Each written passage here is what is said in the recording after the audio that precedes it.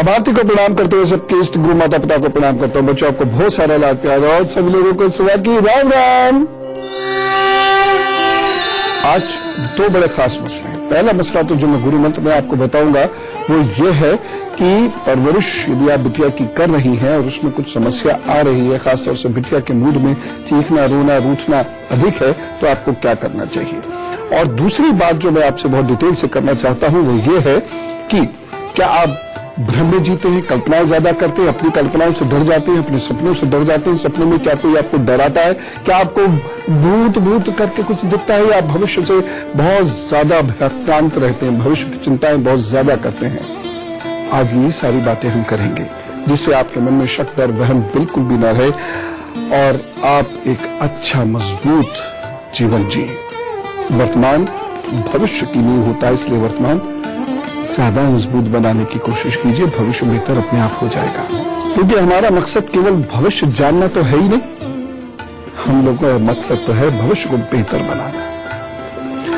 कभी कभी ऐसा होता है कोई चीज होती नहीं है परंतु हमारा दिमाग कहता है कि वह चीज है, तो वो दिमाग की ये स्थिति कहलाती है हेलुसिनेशंस, यानी हम एक इमेजिनरी वर्ल्ड में जीना शुरू कर देते हैं, काल्पनिक संसार में जीना शुरू कर देते हैं और अपने इमेजिनरी वर्ल्ड को रियल वर्ल्ड से मिला देते हैं। ये होता है चंद्रकेतु के कारण। जिनका चंद्रकेतु बहुत डिस्टर्ब होता है उन लोगों को अधिभ्रम के कारण सदैव मानसिक विकार होते हैं, जैसे अवसाद होना, लो ब्लड प्रेशर हो जाना, दिमाग द्वारा शरीर के अन्य हिस्सों को दिए जाने वाले संदेशों में कमी हो जाना, यानी कुछ चीजें अपने आप हो जाएंगी। ऐसे लोग टक्कर बहुत खाते हैं, ऐसे लोग कुछ का कुछ करते हैं, सोचते कुछ है और हो रहा होता है कुछ।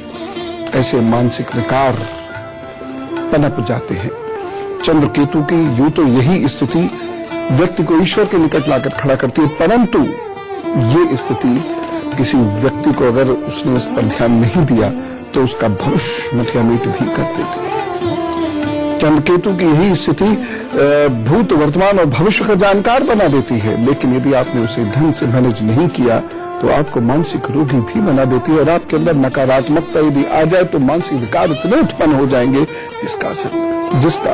जिसका हल आसानी से नहीं मिलेगा। इसलिए पहले कंट्रोल कीजिए इसको। दवाओं का असर होता है या ड्रग्स का असर होता है या नींद पूरी नहीं होती है या अत्यधिक तनाव होता है या अति कल्पनाशीलता होती है, तो ऐसी स्थिति होती है जिसे मेटाकॉग्निविटी कहते हैं।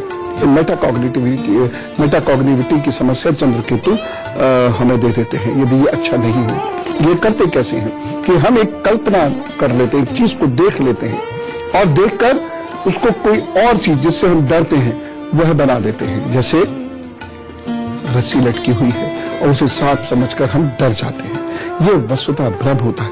अचानक कुछ हवा की आवाजें सुनाई देती हैं और हम भूत भूत कहकर चिल्लाने लगते हैं। भ्रम और डर को पहचानने के लक्षण मैं आपको बताऊंगा। मेष वृषभ मिथुन और कर्क राशि का हाल बताता हूं, उसके बाद फिर मैं आपको बोर्ड पे कुछ लक्षण समझाऊंगा। और हाँ, जो आज खास बात मुझे आपसे करनी है पेरेंटिंग के टिप के रूप में वो ये है कि लड़की की परवरिश में आपको क्या ख्याल रखना चाहिए और उसके यदि मूड स्विंग्स हो रहे हैं, रोना गाना ज्यादा हो रहा है, तो कैसे उसकी परवरिश की जाए। मेष राशि, आर्थिक पक्ष आपका मजबूत होता हुआ दिखाई दे रहा है। किसी खास शख्स से आज आपकी मुलाकात हो सकती है और वो मुलाकात बड़ी लाभकारी रहेगी। एक सावधानी जरूर बरत लीजिएगा। अनमने व्यवहार पर विनम्रता से पेश आइएगा, क्योंकि कोई व्यक्ति इस दिन आपको प्रोवोक करके आपको परेशान करने की कोशिश करेगा। शांत रहें बस आप। उपाय क्या करना है, धार्मिक स्थल पर श्रमदान कीजिएगा, सब ठीक होगा। उसके बाद अपना दिन शुरू करें, अच्छा होगा। वृषभ राशि, चली आ रही समस्याओं का समाधान हो सकता है। सफलता के योग बने हुए रुके हुए कार्य पूर्ण हो सकते हैं। एक सावधानी बरतिएगा।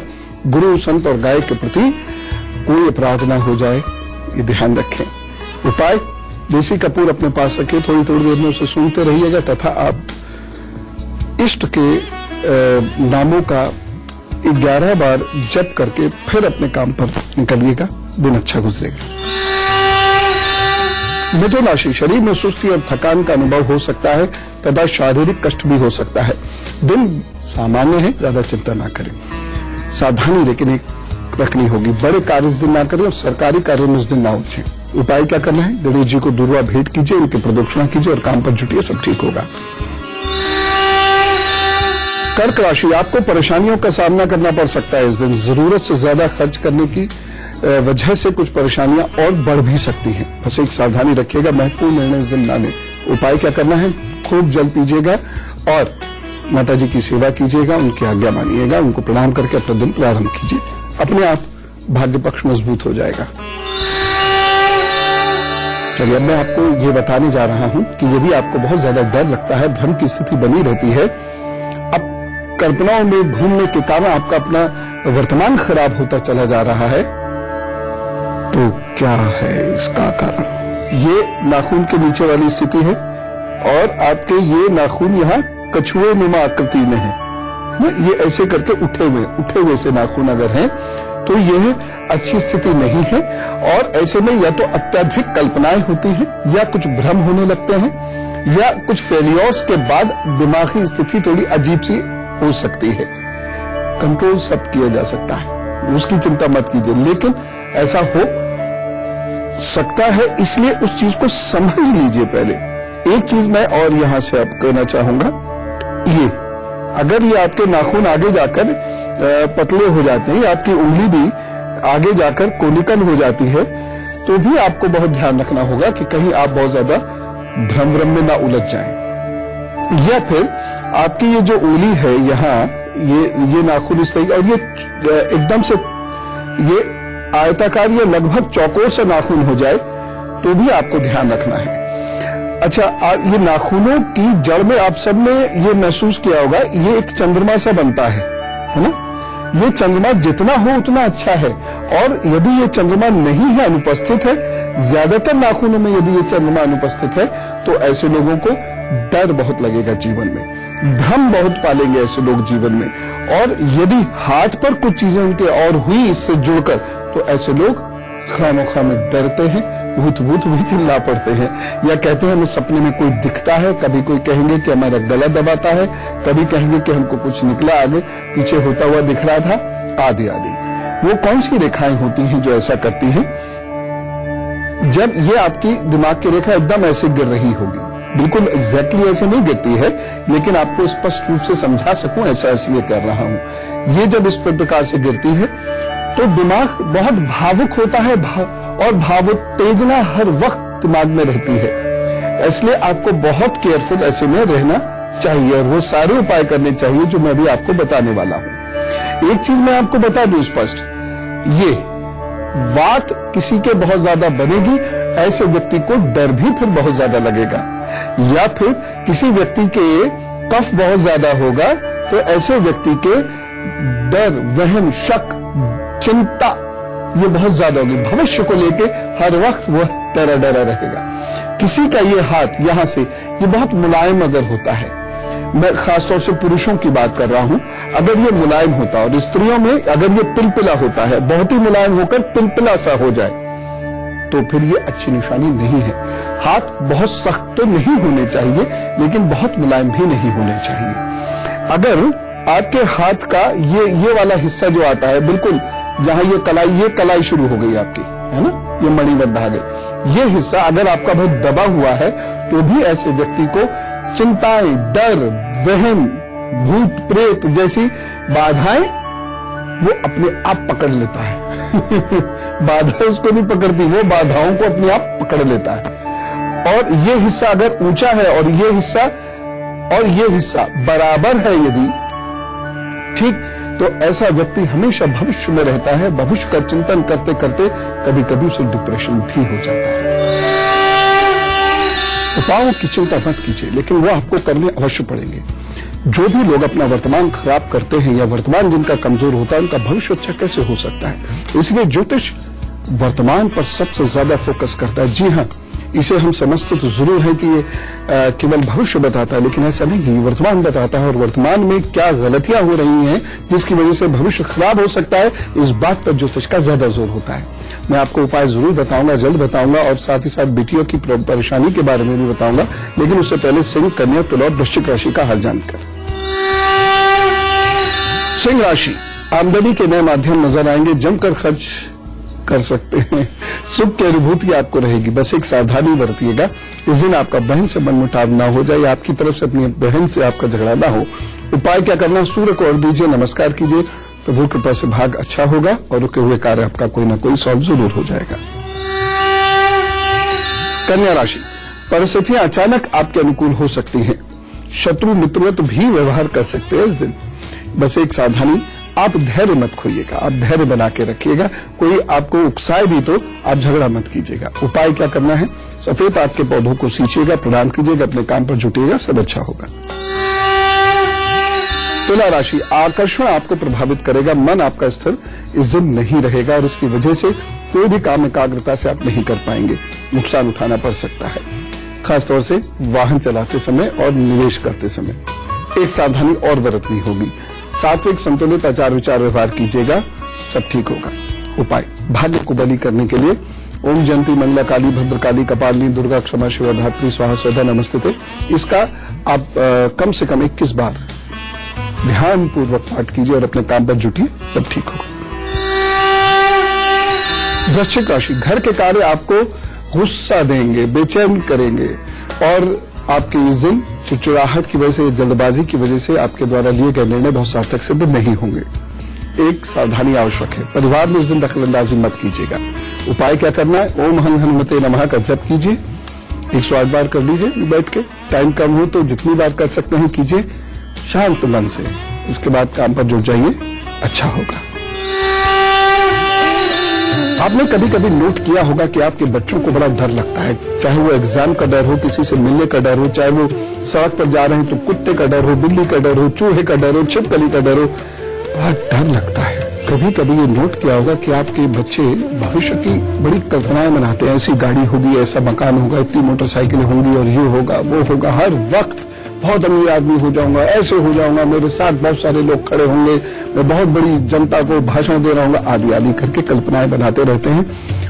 वह कितनी घातक सिद्ध हो सकती हैं, ये मैं आपको गुरु मंत्र में बताऊंगा, जरूर सुन लीजिए। और साथ ही साथ बच्ची को कैसे पालना है उसकी एक पेरेंटिंग टिप दूंगा।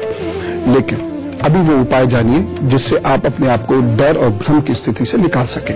जिन लोगों को डर लगता है वो कैल्शियम का सेवन जरूर किया करें, अधिक से अधिक प्राणायाम कीजिए, ऑक्सीजन लीजिए। जितनी ज्यादा ऑक्सीजन शरीर में आपके होगी, खासतौर से जितनी प्राणवायु होगी यानी मस्तिष्क में जितनी ऑक्सीजन होगी, डर और भ्रम की स्थिति उतनी कम होगी। शंख पुष्पिका ऐसे लोगों को सेवन पूरे जीवन करना चाहिए, बीच में थोड़ा थोड़ा समय छोड़ सकते हैं। और अश्वगंधा का सेवन भी ऐसे लोगों को करना चाहिए, इसे चिकित्सीय निर्देशन में कर लीजिएगा, इससे आपको बहुत लाभ होगा।